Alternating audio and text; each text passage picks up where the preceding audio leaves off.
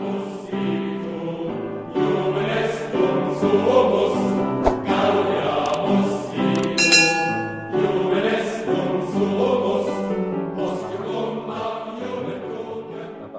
ibu-ibu peserta webinar dan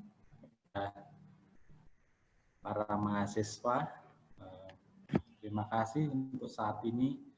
Saya akan menyajikan materi tentang perilaku pirolisis lambat dan parameter kinetika dari limbah padat kelapa sawit.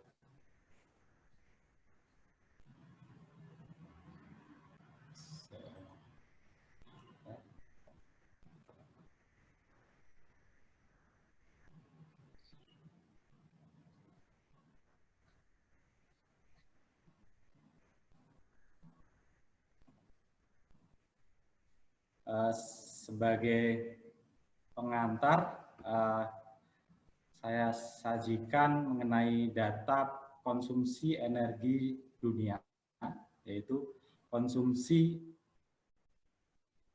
energi fosil dan konsumsi energi terbarukan atau renewable. Konsumsi energi fosil ini meliputi minyak bumi, batu bara, gas alam, nuklir. Ini terlihat bahwa konsumsi renewable energy ini meningkat dan diproyeksikan akan terus meningkat sampai tahun 2050. Ini merupakan hal yang menggembirakan untuk mengcounter konsumsi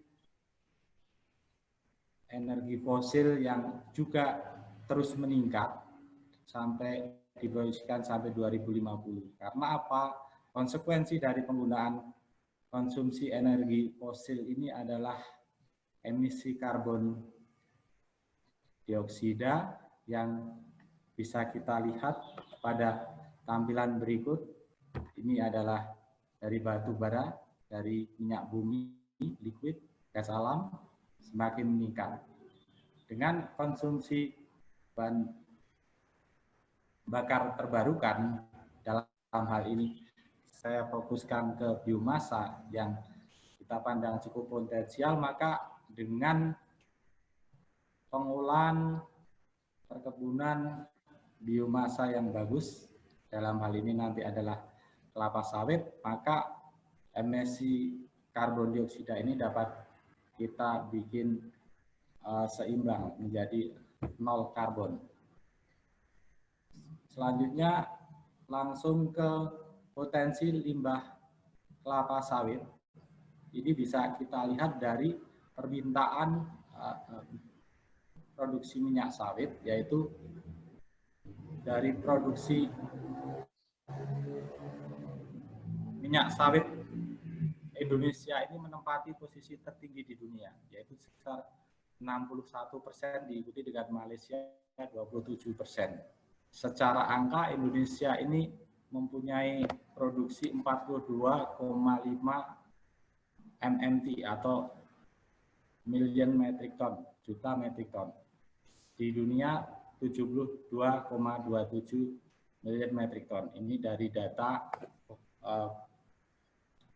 Departemen Pertanian United States tahun 2020 yang saya ambil bulan Juli.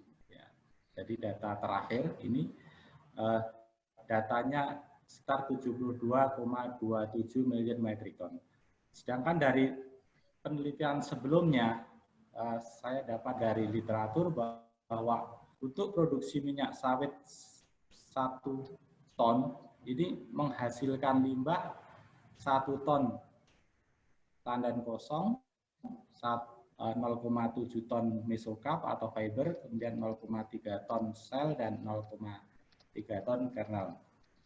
Ini tampak bahwa limbah biomasa dari kelapa sawit ini sangat besar dan ini membutuhkan satu pemanfaatan yang tepat sehingga dampak yang ditimbulkan dari limbah ini dapat diatasi. Secara lebih detail ini dapat kita lihat, ya, tadi sudah saya sampaikan untuk setiap jenis dari limbah kelapa sawit ini, bahwa untuk cangkang, untuk fiber ya, untuk kernel, untuk EFB ini cukup besar ya. Bisa kita lihat dari gambar di sini. Selanjutnya kita langsung pilih pirolisis karena tema kami nanti adalah untuk mempelajari kinetika pirolisis dari limbah tangkang sawit. Sebenarnya saya melakukan penelitian untuk semua komponen, yaitu ada cangkang, ada fiber, ada EFB-nya, tetapi dalam presentasi ini hanya akan saya tampilkan untuk cangkangnya saja. Pirolisis, ya, kita tahu ini dapat menghasilkan padatan atau solid charcoal ya, sampai 35% yieldnya. Ini dengan melalui slow pirolisis, yaitu pirolisis dengan heating rate yang biasanya lebih kecil dari 100 Kelvin per menit. Kemudian untuk bio-oil dan fuel gas ini dilakukan dengan flash pirolisis dan temperatur rendah dan yieldnya bisa sampai 80%. Ada beberapa problem-problem yang memang harus diatasi, yaitu mengenai proses konversi pirolisis ini, kemudian stabilitas termal dari bio-oil dan korosivitas dari bio-oil yang dihasilkan.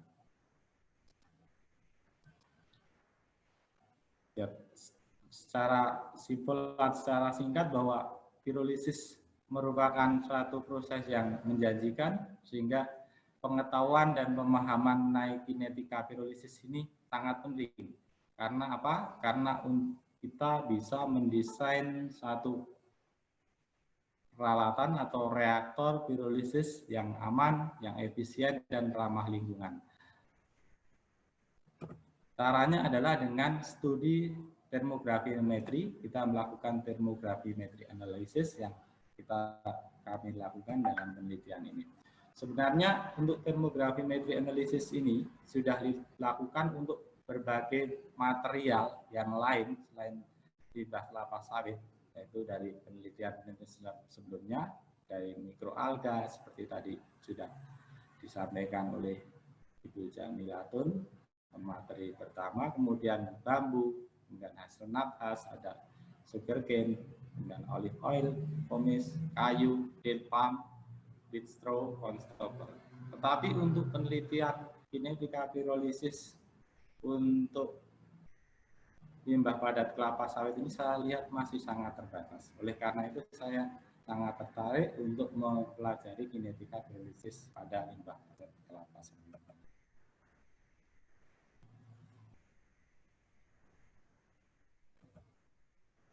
Kemudian kinetika itu apa saja yang biasa dikenal dengan triplet kinetika, nanti meliputi energi aktivasi. Energi aktivasi ini secara singkat merupakan energi barir yang harus dilalui untuk terjadinya suatu reaksi. Kemudian faktor preeksponensial atau frekuensi faktor ini mencerminkan satu tumbukan antar molekul.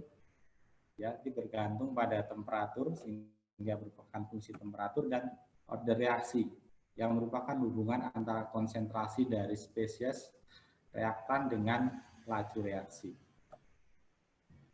Dasar teori yang saya gunakan untuk analisis kinetika ini adalah untuk dekomposisi laju padatan non isotermal. Ini adalah D alfa per dt sama dengan K kali fungsi alfa, di mana alfa adalah konversi material, di sini adalah masa awal dikurangi masa pada waktu T dibagi masa awal dikurangi masa akhir. Kemudian fungsi dari material conversion, fungsi alfa, kemudian konstanta laju, yaitu A dikalikan eksponen pangkat min eksponen min E per RT, kemudian konstan heating rate atau laju pemanasan konstan dt per dt, sehingga diperoleh rumus seperti ini, ya, d alfa alfa per dt sama dengan A kali E pangkat min E per RT kali 1 min alfa pangkat N dan seterusnya. Dengan pengolahan matematis, selanjutnya kita dapatkan rumus akhir di dalam ln, kemudian ln minus E per RT ini untuk N sama dengan 1 dan N tidak sama dengan 1. Dengan pendekatan asimptotik, di mana 2 RT per E ini sangat lebih kecil dari 1, sehingga rumusnya bisa disederhanakan. Dari regresi linear yang saya lakukan, diperoleh ya, nilai slope-nya dan nilai intercept-nya. Nanti kita dapatkan nilai energi aktivasi dan nilai eksponensial faktor. Dalam hal ini nanti kita masukkan reaction ordernya N sama dengan 1 dan N tidak sama dengan 1. Untuk persiapan bahannya, yaitu dari tangkang sawit, kemudian kita crushing, kita hancurkan, kemudian kita lakukan meshing sehingga mendapatkan ukuran partikel 0,21 mm. Dari partikel itu kemudian kita clamping, kita masukkan ke peralatan thermogravimetric analyzer, ya kita dapatkan data nanti nilai massa pada waktu tertentu, kemudian nilai temperaturnya dan pada waktu tertentu juga. Oke. Selain itu juga saya melakukan uji proximate, uji ultimate, dan uji komposisi. Uji proximate, ultimate, dan uji komposisi ini tujuannya untuk mengkarakterisasi dari material yang saya uji. Jadi proximate nanti kita bisa tahu moisture kontennya, polarimeter, abu, fixed carbon, dan juga kita lakukan uji nilai kalor. Kemudian ultimate, karbon, hidrogen, sulfur, oksigen, dan analisis komposisi nanti hemiselulose, selulose, dan lignin. Dapat kita peroleh degradasi termal ya dari limbah padat kelapa sawit ini, yaitu pada suhu sampai 150 derajat Celcius ini terjadi pengurangan massa yang kurang dari 10%, kemudian devolatilisasi utama ya, atau main pirolizisnya ini terjadi pada suhu antara sekitar 150 derajat Celcius sampai 380 derajat Celcius dengan pengurangan massa yang cukup besar, yaitu di sini terjadi pengurangan kadar air dan senyawa-senyawa volatil. Selanjutnya tahap continuous life devolatilization, jadi devolatilisasinya ini dengan pengurangan massa yang tidak terlalu besar tetapi masih lebih besar dari 10%.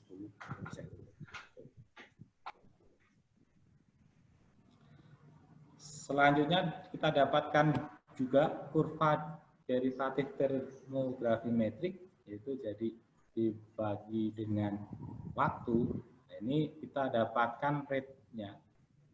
Ini di dalam daerah main devolatilization ini kita dapatkan dua puncak atau laju pengurangan massa maksimum ya.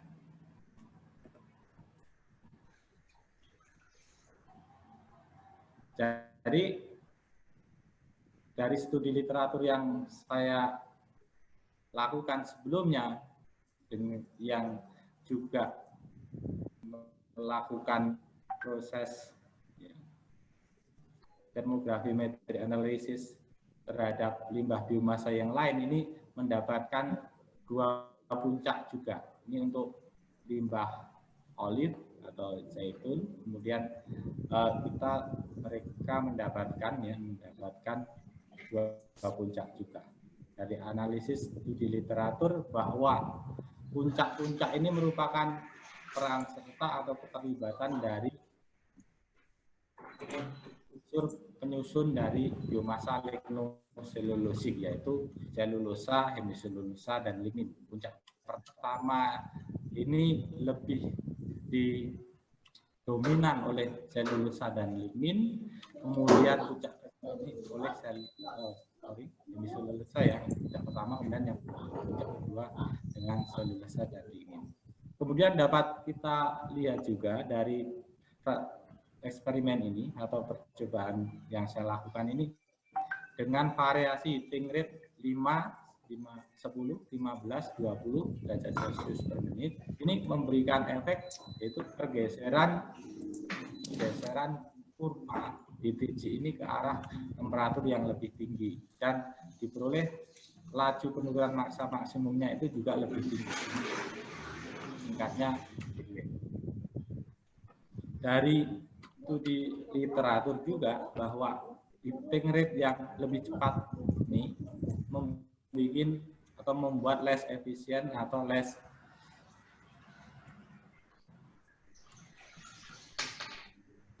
efisien ya.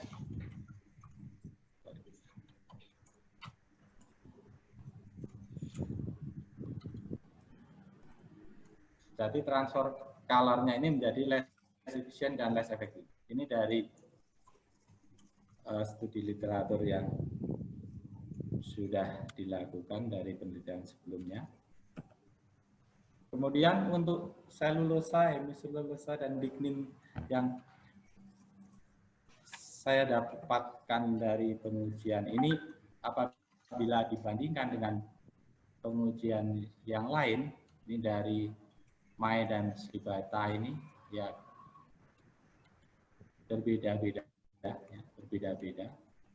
Kira-kira dengan kecenderungan yang hampir sama.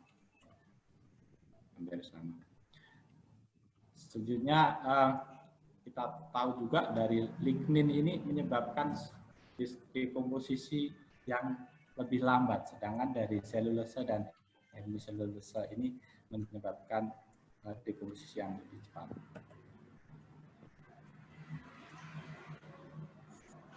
Dari studi literatur diketahui selulosa ini mempunyai temperatur dekomposisi antara 280 sampai 400 derajat Celcius, hemiselulosa dari 200 sampai 350 derajat Celcius, dan lignin 200 sampai 600 derajat Celcius dengan laju yang lambat. Nah, ini menguatkan bahwa peran tiga komponen ini tadi terhadap puncak-puncak daerah dekomposisi utama.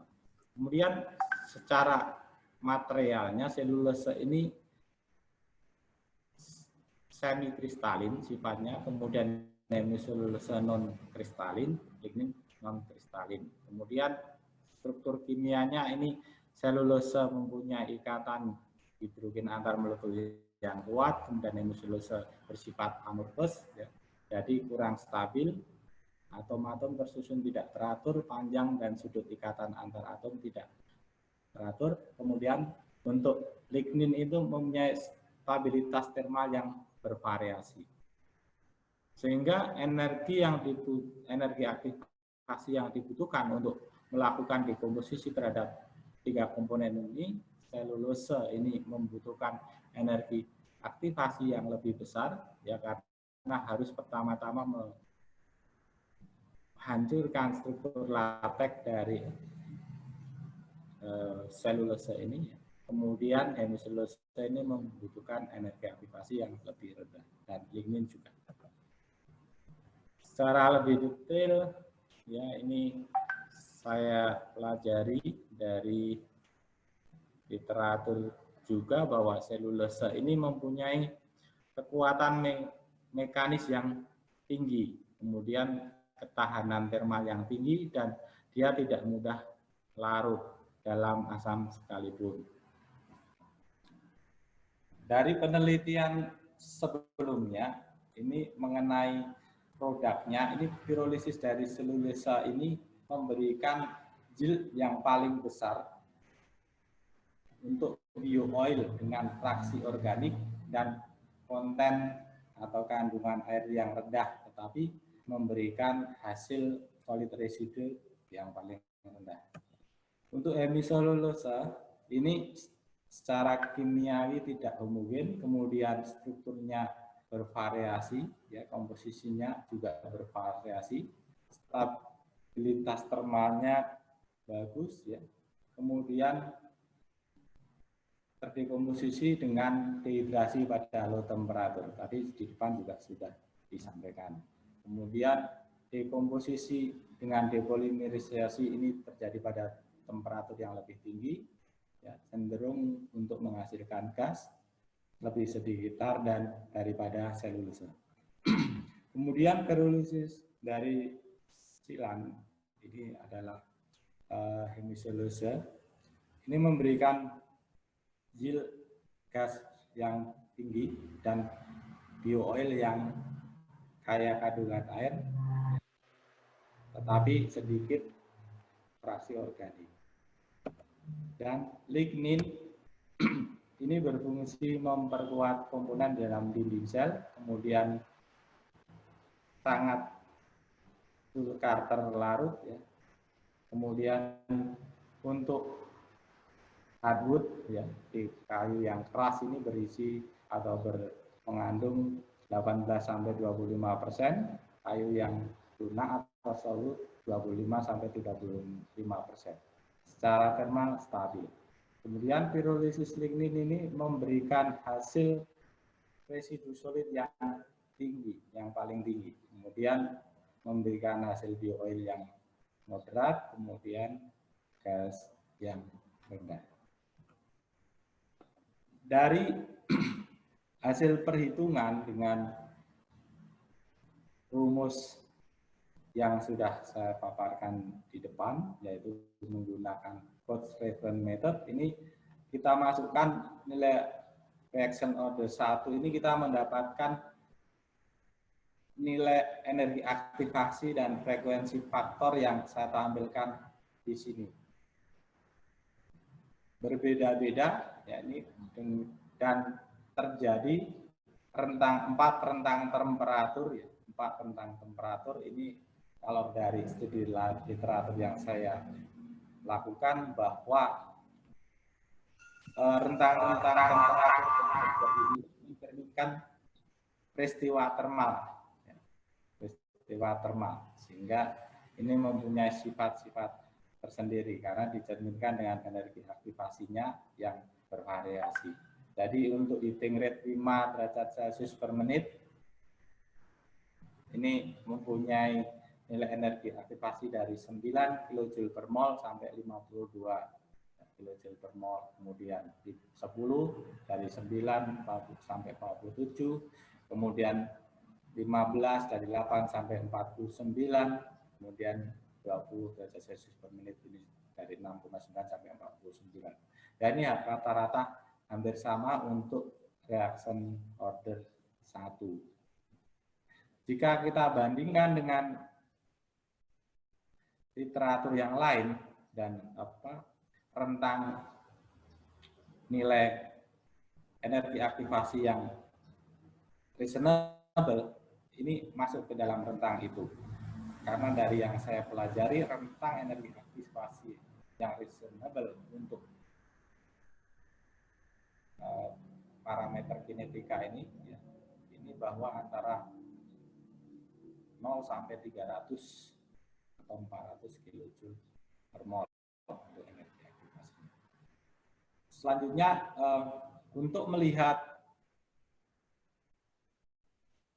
presentasi dari nilai reaction order, saya juga cobakan untuk memasukkan nilai reaction order 2 dan 3, kemudian kita lihat nilai R kuadratnya. Hampir sama, 0,9, sehingga tetapi untuk reaction order 2 ini rupanya mempunyai nilai R kuadrat yang paling bagus. Kemudian sampai pada kesimpulan dari parameter kinetika, studi parameter kinetika dan dekomposisi termal dari limbah padat kelapa sawit, yaitu bahwa heating rate atau laju pemanasan ini mempengaruhi posisi kurva termogravimetik.